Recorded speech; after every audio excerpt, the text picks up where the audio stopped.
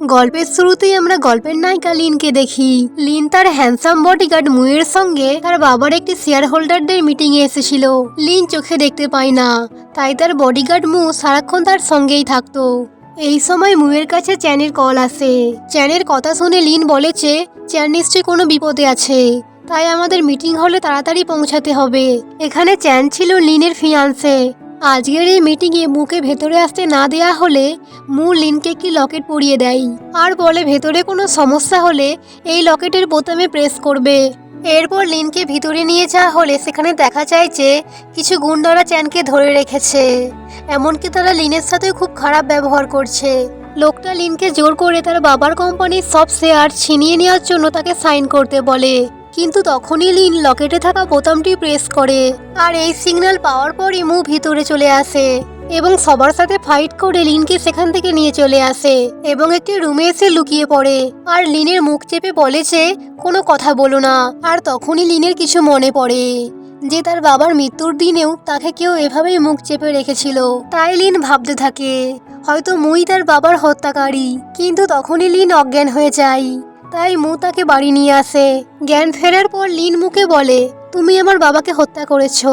মু তাকে এসব বাদ দিয়ে ওষুধ খেতে বললে লিন তা খেতে চায় না, তাই মু তাকে জোরজবরদস্তি খাইয়ে দেয়। লিনের মনে পড়ে যে সে তার বাবার হত্যাকারীকে ছুরি দিয়ে আঘাত করেছিল, তাই ও এখন সে আঘাতের চিহ্ন মুয়ের শরীরে দেখতে চায়। লিন মুকে তার পোশাক খোলার কথা বললে মু বলে যে মিস লিন, আপনার ফিয়ান্সে রয়েছে, তো আপনার এসব করা উচিত হবে না।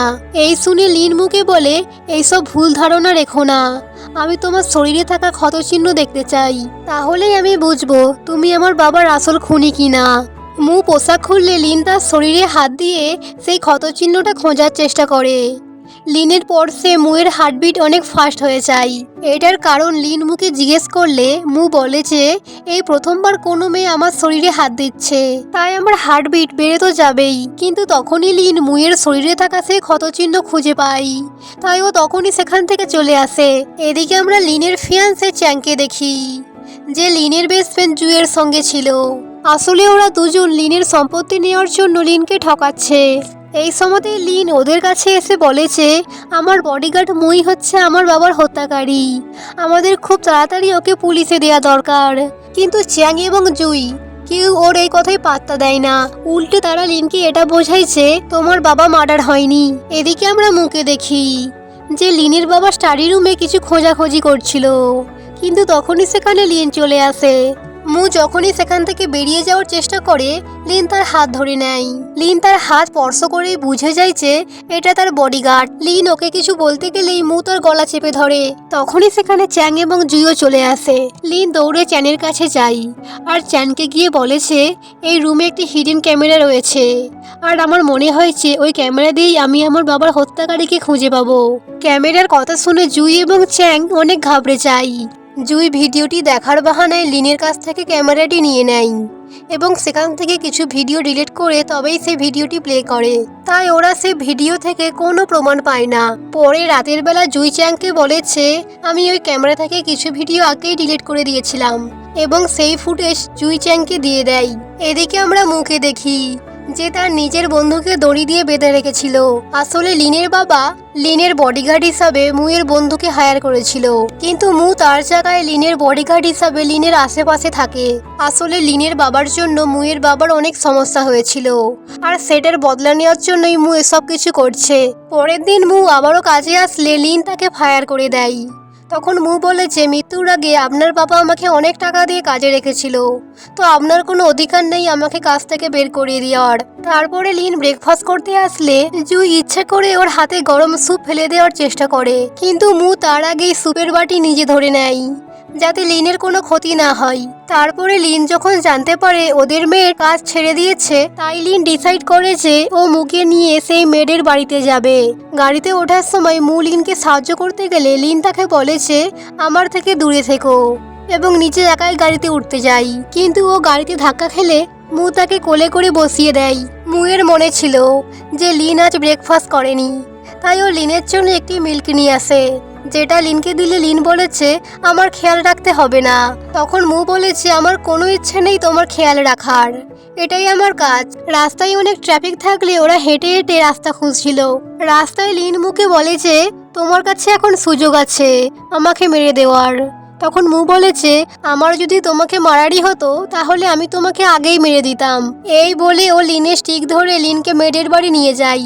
লিন মুকে বাইরে দাঁড় করিয়ে রেখে ভিতরে যায়। ঠিক তখনই কিছু লোক এসে লিনকে কিডন্যাপ করার চেষ্টা করে, কিন্তু মু সেখানে ঠিক সময়ে পৌঁছে লিনকে বাঁচিয়ে নেয়। ওইদিকে জুই লিনের জুয়েলারি দেখতে দেখতে লিনের এঙ্গেজমেন্ট রিংটি নিয়ে নেয় এবং সেটিও নিজের হাতে পরে নেয়। এদিকে মু লিনকে বাঁচাতে গিয়ে গুন্ডাদের হাতে ছুরির আঘাতে আহত হয়, আর সেটা বুঝতে পেরে লিন ভয় পেয়ে অজ্ঞান হয়ে যায়। মু লিনের এই অবস্থা দেখার পর তাড়াতাড়ি লিনকে নিয়ে বাড়িতে আসে। লিনকে বাড়িতে নিয়ে আসলে চ্যাং তার কেয়ার করার অভিনয় করে এবং তাকে কোলে করে ভিতরে নিয়ে আসে। দেন আমরা পরের সিনে দেখি যেখানে চ্যাং জুইকে বকছিল, কারণ মেডের বাড়িতে যা কিছু হয়েছে তা ওদেরই প্ল্যান ছিল। কিন্তু মুকে লিনের সঙ্গে পাঠিয়ে তাদের প্ল্যান কাজ করলো না। ওদের প্ল্যান ছিল লিনকে আজ মেরে দেওয়ার, তাই ওরা ভাবতে থাকে যে মুকে ফায়ার করে দেবে, কারণ মু লিনের বডিগার্ড হিসাবে থাকলে ওরা লিনের কোনো ক্ষতি করতে পারবে না। এদিকে লিন মুকে থ্যাঙ্কস বলে আর বলে তুমি আজ রাতে এখানেই থেকে যাও।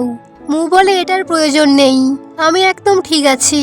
দেন তখনই মু বলে ওঠে তুমি তো একটু আগেই আমাকে তোমার বাবার খুনি বলছিলে, তো এখন কি হলো? তখন লিন বলে যে তুমি আমার জীবন বাঁচিয়েছো, তাই আমি তোমাকে থ্যাঙ্কস জানাচ্ছি। তো এটার মানে এই নয় যে আমি তোমাকে খুনি ভাবি না। কিছুক্ষণ পরে মুয়ের বন্ধু লিনের বাড়িতে আসে এবং মুকে এসে বলে যে তুমি এই মেয়েটির জন্যই আগের বারে অ্যাক্সিডেন্ট হয়েছিলে।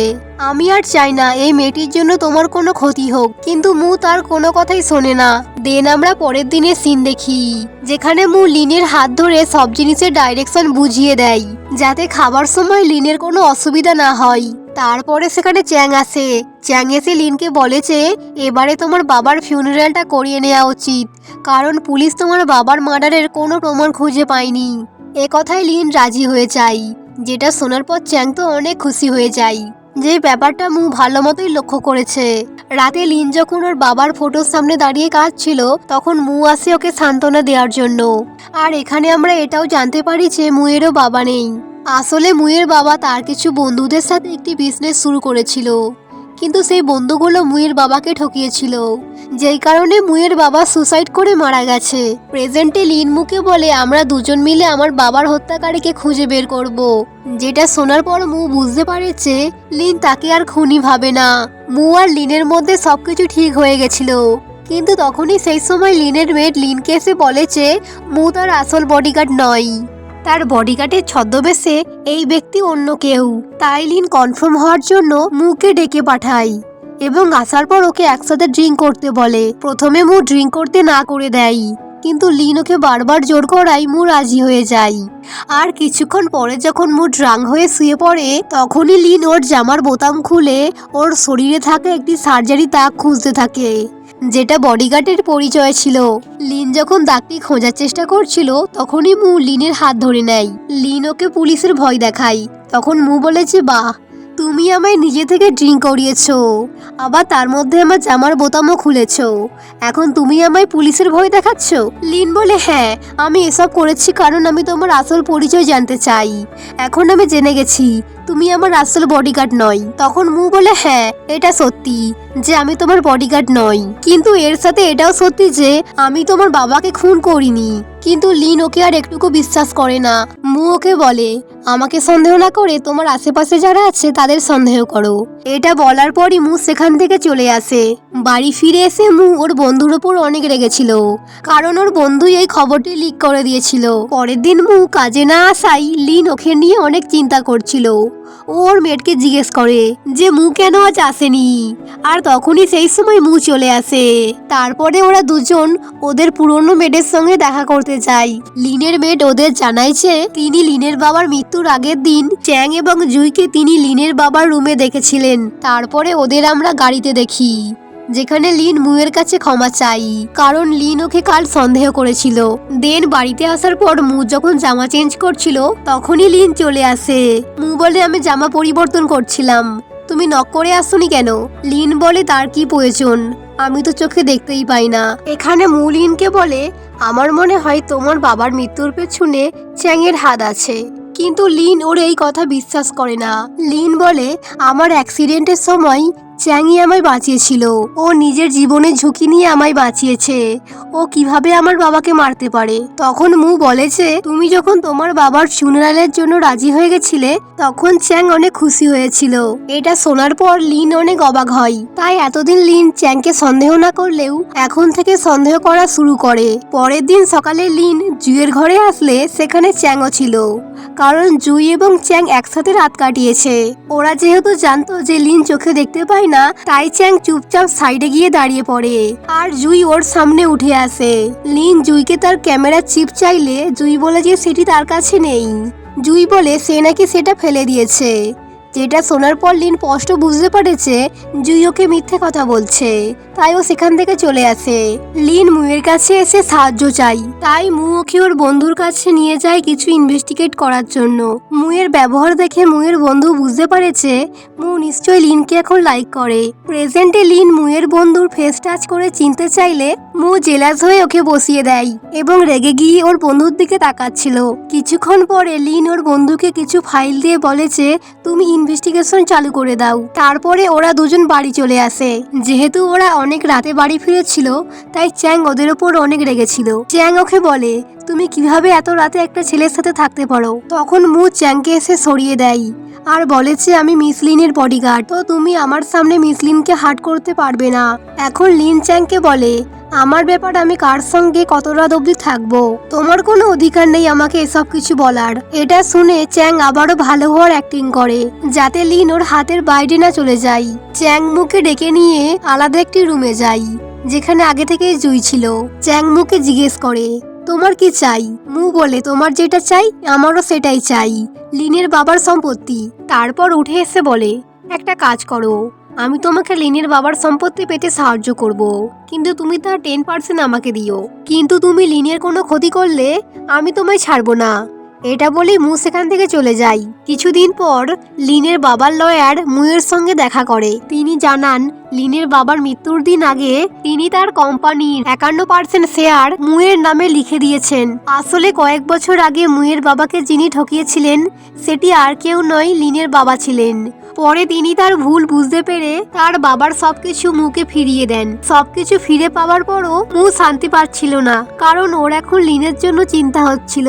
মু কোনোভাবে লিনকে কষ্ট দিতে চায় না, যদিও ওর বন্ধু ওকে অনেক বোঝাই যে লিনের বাবার জন্যই তোমার বাবা মারা গেছে, তো তুমি কিভাবে লিনের কথা ভাবতে পারো? কিন্তু মু তো লিনকে ছাড়া কিছু ভাবতেই পারছে না। তাই ওর বন্ধু কিছু প্ল্যান করে এবং কিছু দেয়ার বাহানায় লিনকে ডাকে। তারপরে লিন ওর সঙ্গে পার্কিং এ দেখা করতে আসলে ওর বন্ধু কিছু ছেলে ঠিক করে রেখেছিল। ওদের প্ল্যান ছিল শুধু লিনকে একটু ভয় দেখানো, যাতে লিন মুকে বডিগার্ড থেকে ফায়ার করে দেয়। কিন্তু ওর এই প্ল্যান দূর থেকে জুই দেখে নিয়েছিল। তাই জুই ছেলেগুলিকে আরো টাকা দিয়ে বলেছিল যে তারা যেন লিনের সঙ্গে খারাপ আচরণ করে, আর জুইয়ের কথা মতো ছেলেগুলি সেটাই করছিল। কিন্তু তখনই সেখানে মু চলে আসে এবং লিনকে বাঁচিয়ে নেয়। কিন্তু লিন অনেক ভয় পেয়েছিল, তাই ও মুকে হাক করে। তারপরে মু ওর বন্ধুকে এসে মারছিল। ওর বন্ধু মুকে বলেছে আমি এসব কিছু করিনি, আমি শুধু ভয় দেখাতে বলেছিলাম। তখন মু বলে তাহলে খোঁজ নাও যে এই কাজটি কে করেছিল। তাই মুয়ের বন্ধু খোঁজ খবর নিয়ে জানতে পারেছে এই কাজটি জুই করেছে। তাই ও জুইকে ধরে নিয়ে আসে মুয়ের কাছে। মু এসে জুইকে বোঝাই যে তুমি লিনের ক্ষতি করা বন্ধ করো, না হলে তোমার সাথে খুব খারাপ কিছু একটা হয়ে যাবে। এদিকে লিনও জানতে পেরে গিয়েছিল যে জুই আর চ্যাং তার ক্ষতি করার চেষ্টা করছে। বাড়িতে লিন ওদের কাছে আসলে জুই আর চ্যাং প্ল্যান করেছে ওরা আবারও লিনকে বোকা বানাবে। তাই ওরা আগের দিনের ভয়েস রেকর্ডটি শোনায় যেখানে মু ওদের বলেছিল যে আমার শুধু চাই লিনের বাবার সম্পত্তি।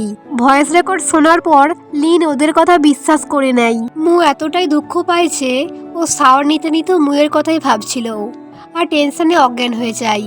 মু ওকে সেখান থেকে তুলে নিয়ে আসে, কিন্তু লিন ওকে বলেছে তুমি আমার টাকার জন্য এখানে আছো তাই তো? আমাকে চ্যাং সব সত্যি কথা বলে দিয়েছে। তখন মু বলেছে তুমি এখনো চ্যাংয়ের কথাই বিশ্বাস করছো? লিন তো আর মুয়ের কোনো কথাই শোনে না আর বলে যে তুমি এখান থেকে চলে যাও। তাই মু ওর কথা মতো সেটাই করে।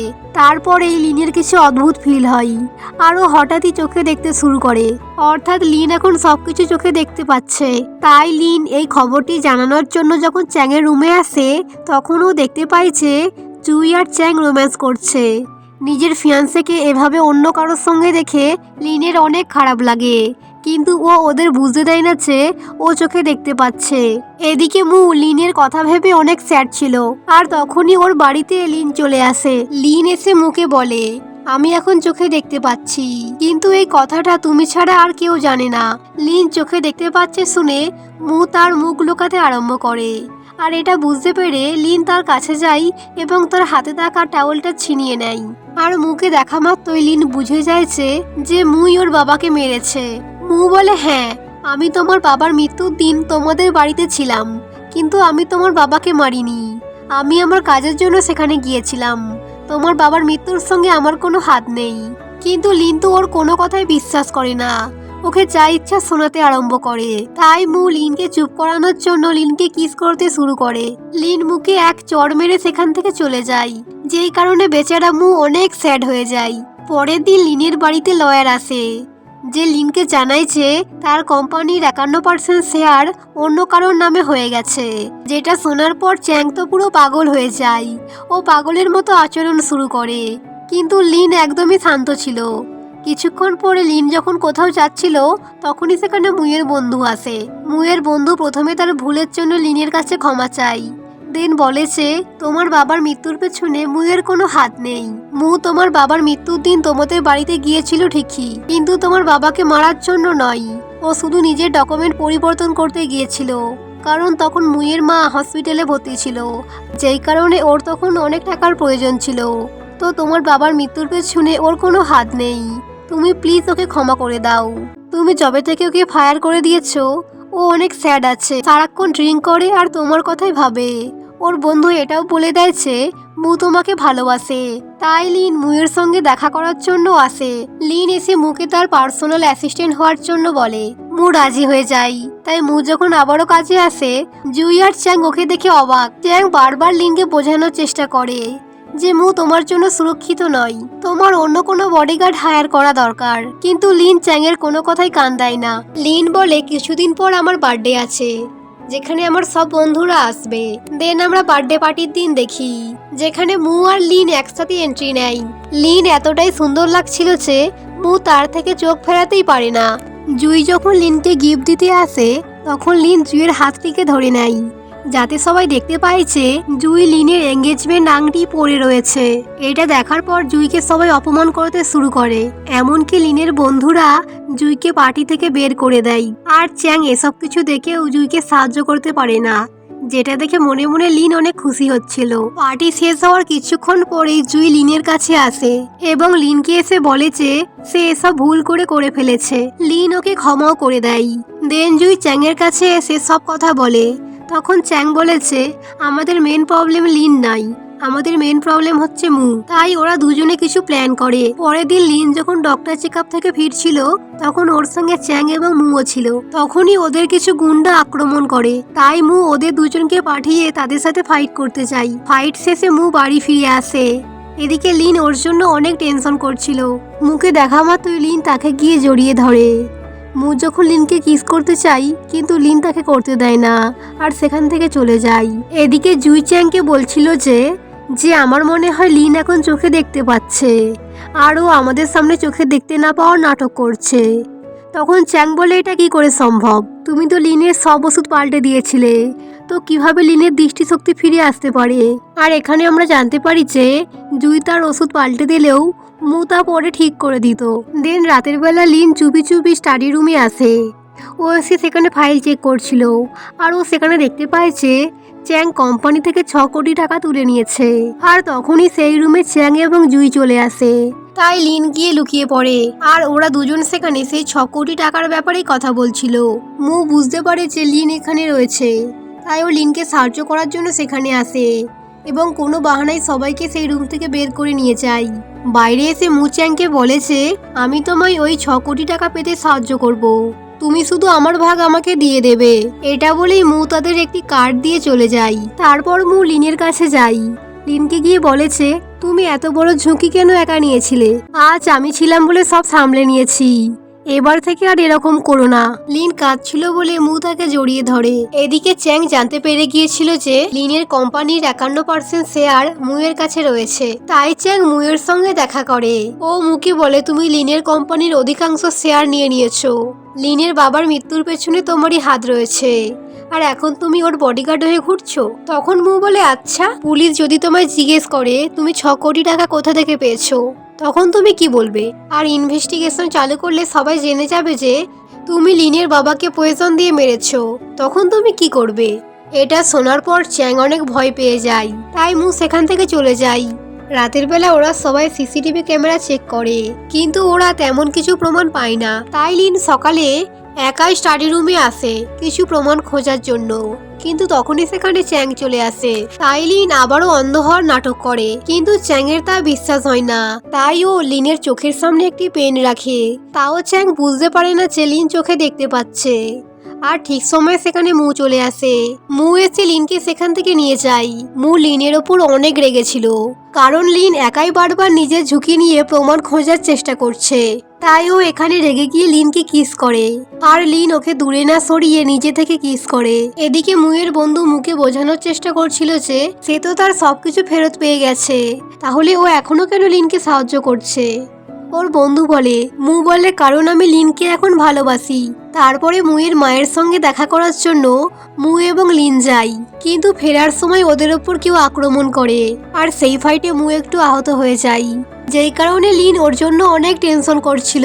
তারপরে বাড়িতে এসে লিন মুয়ের হাতে মেডিসিন লাগিয়ে ব্যান্ডেজ করে দেয়, যেটা দেখে মুয়ের অনেক ভালো লাগে যে তার জন্য কেউ এত টেনশন করছে। তারপরে মু লিনকে ঘুম পাড়িয়ে চ্যাংয়ের কাছে আসে, কারণ মু জানতো যে ওই গুন্ডাটি আর কেউ নয়, চ্যাং পাঠিয়েছিল। ও চ্যাংকে বলে, তুমি লিনের ক্ষতি করা বন্ধ করো। তখন চ্যাং বলে, ঠিক আছে, আমি বন্ধ করে দেবো, কিন্তু তুমি যেই শেয়ারটা পেয়েছো সেটি আমার নামে করে দাও। এতেও মু রাজি হয়ে যাই। পরের দিন লিন মুয়ের জন্মদিন সেলিব্রেট করার জন্য মুয়ের জন্য কেক নিয়ে আসে। মু এসে বলে, আমার উপহার কোথায়? তখন লিন বলে, এই যে আমি কেক নিয়ে এসেছি। তখন মু বলে, এতে চলবে না, আমার তো কিস লাগবে।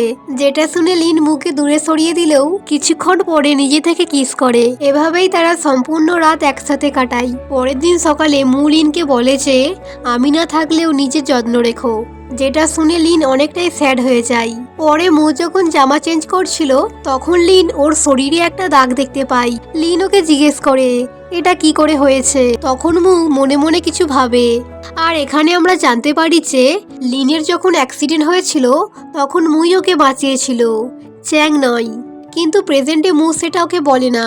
দেন ওরা দুজন রেডি হয়ে একটা সুন্দর জায়গায় ঘুরতে যায় এবং পুরো দিনটা একসাথে কাটায়। কিন্তু সকালে ঘুম থেকে ওঠার পর লিন মুকে দেখতে পায় না। ও দেখেছে মু ওর জন্য একটি লকেট রেখে গেছে আর কিছু লিখে গেছে। লিন উঠে পুরো বাড়িতে মুকে খুঁজে, কিন্তু কোথাও দেখতে পায় না। এমনকি মুয়ের কোনো জামা কাপড়ও সেখানে ছিল না। দেন লিনের চোখ যায় লকেটার দিকে, আরও এখানে বুঝতে পেরে যায় যে অ্যাক্সিডেন্টের দিনে মুই ওকে বাঁচিয়েছিল। এদিকে মু ব্রেকফাস্ট করতে করতে তার বন্ধুকে বলছিল যে চ্যাং আমাকে মারার জন্য এমন একটা এজেন্সি হায়ার করেছে যে যারা আমাকে না মারা পর্যন্ত থামবে না। তাই আমার সাথে যেন লিনের না ক্ষতি হয়, তাই আমি লিনকে ছেড়ে চলে এসেছি। দেন লিন মুয়ের বন্ধুর কাছে আসে মুয়ের খোঁজ নেওয়ার জন্য।